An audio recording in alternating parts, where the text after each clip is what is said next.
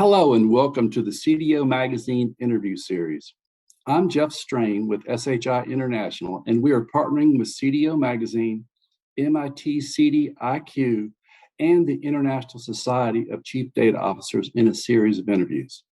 Today, I have the pleasure of speaking with Besa Bauta, Chief Data and Analytics Officer at the Office of Data and System Improvement for the Texas Department of Family and Protective Services.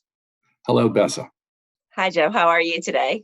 Great. Well, first, let me begin by congratulating you. It's my understanding that you've been recognized as one of the top 25 women in AI.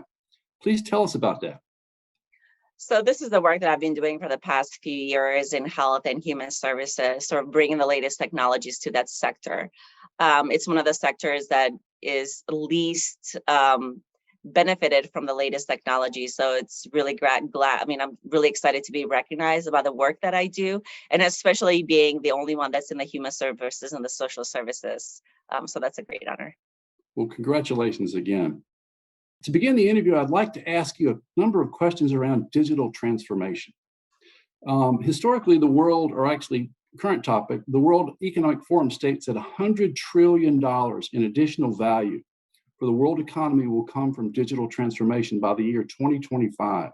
What can you tell us about digital transformation, and why is it important for the long-term growth of an organization? So when I hear digital transformation, when I talk to a lot of colleagues, I hear a lot of buzzwords. What does that really mean? And a really good example would be, COVID, the way we're working, the way we're communicating, even now through Zoom. I think initially from what it is to what it was, that's a really good sort of, case scenario or use example that you could kind of show what is the value add, what is the ROI on different ways of working. When I think about digital transformation, I think of digital enablement, allowing individuals and organizations to achieve individual goals and organizational goals. So for me, during COVID, one of the biggest things that I wanted to achieve is to be closer to my family and kind of, have a different types of approach. I remember in the olden days where we had to go in the office, we were required to travel hours and hours, sit in traffic because it was the status quo.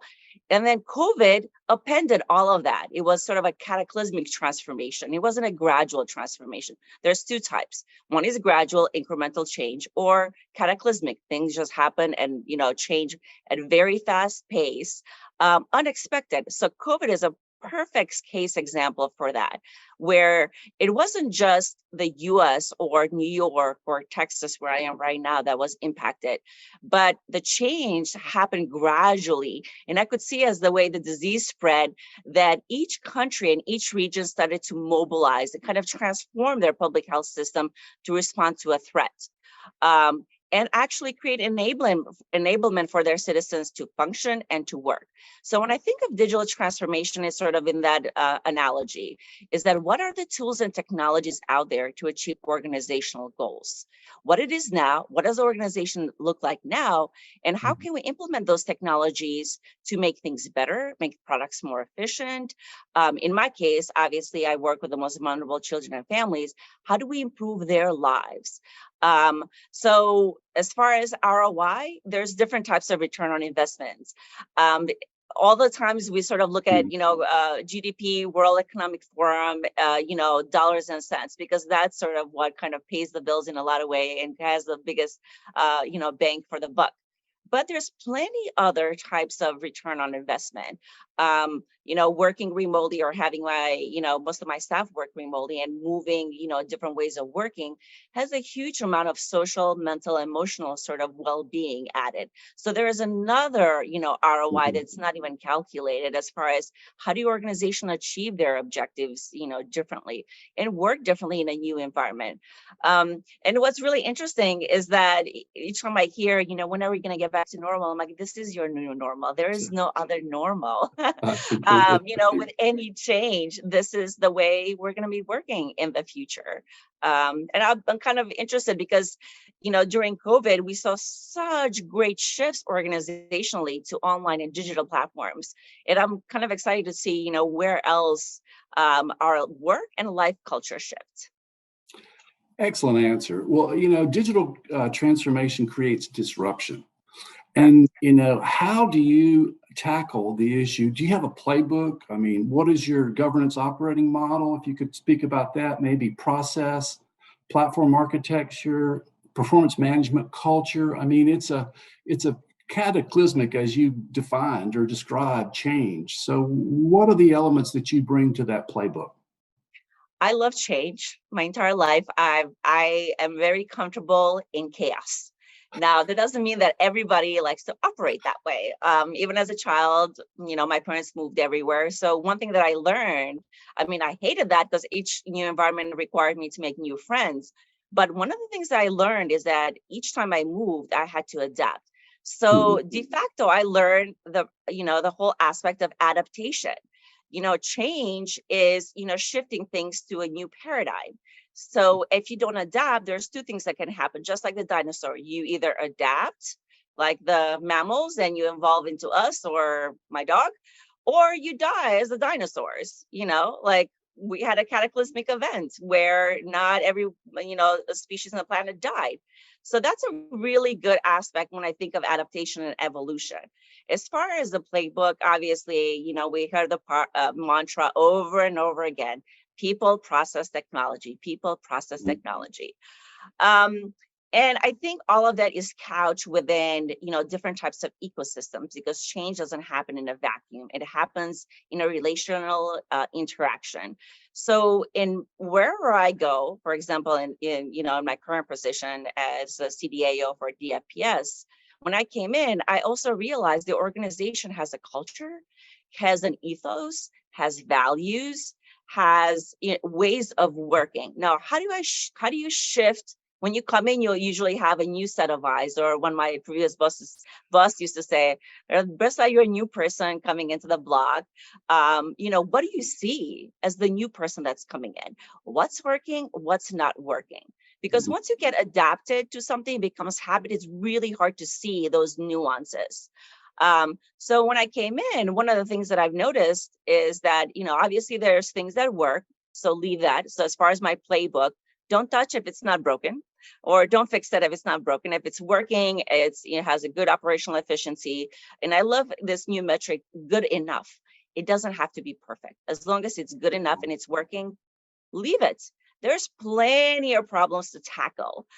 Sometimes we kind of tackle and try to solve the same problem and over again. And meanwhile, I'm like, what about the problem on the side, which has just as much impact as what you're addressing? So I think, as part of the playbook is looking at your environment, assessing what works, what doesn't work.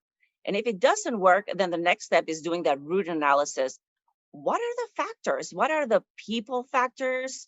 If somebody has been in the organization for a long time, they're entrenched. If they're new, then they don't know the system, and government has a lot of systems.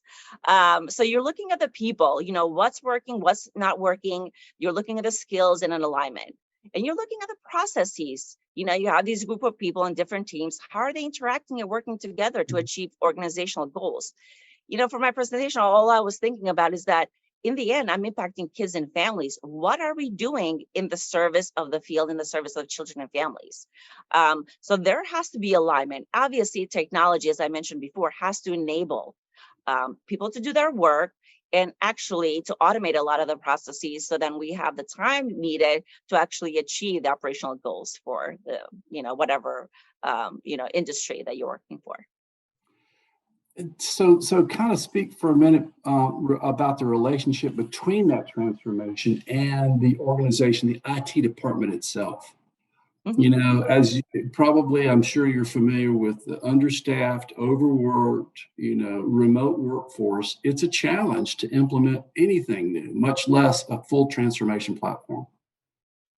It's definitely challenging. You need the face-to-face interaction because humans are social creatures, at the end of the day. So how Mhm. do you balance, obviously we're in a shortage, technology is increasing at a greater pace. Our reliance on technology is increasing dramatically. So you have this gap, you have a mind gap where there's a great need for new types of services. There's a limited pool of resources. How do we kind of think about, to tap and kind of enhance that? What do we do first? And I think for me, it's sort of looking organizationally and thinking about who actually touches technology, who touches this. And it's not just the information technology. As my role, the whole information technology now has expanded. You have privacy, you have security, you have chief privacy officers, chief security officers, chief digital officers that are handling, sort of digital applications. Within the IT ecosystem or our information technology ecosystem, I always insert data, because information technology is the foundation, and then data is sort of the key, the zeros and ones that we capture. And then what do we do upstream with that? So then it goes back to the information again, is that we have to take that data, convert it into information, to convert it to decision making. So what I've seen within the ecosystem is that it's getting, the field is getting too big for one chief. So hence you've seen sort of the conglomeration of multiple folks trying to fit, different areas. I'm going to target different things. So you see CDOs, CDAOs, CISOs, many other folks within that realm, because the field is expanding. The security components are expanding. We're in an interesting universe of, digital world, and especially now with, metaverse and many other verses, that there's plenty of work to be done, and you definitely have to sort of split and divide and conquer. So that's why we're seeing similar niches and expertise. Just like in healthcare, you have multiple expertise.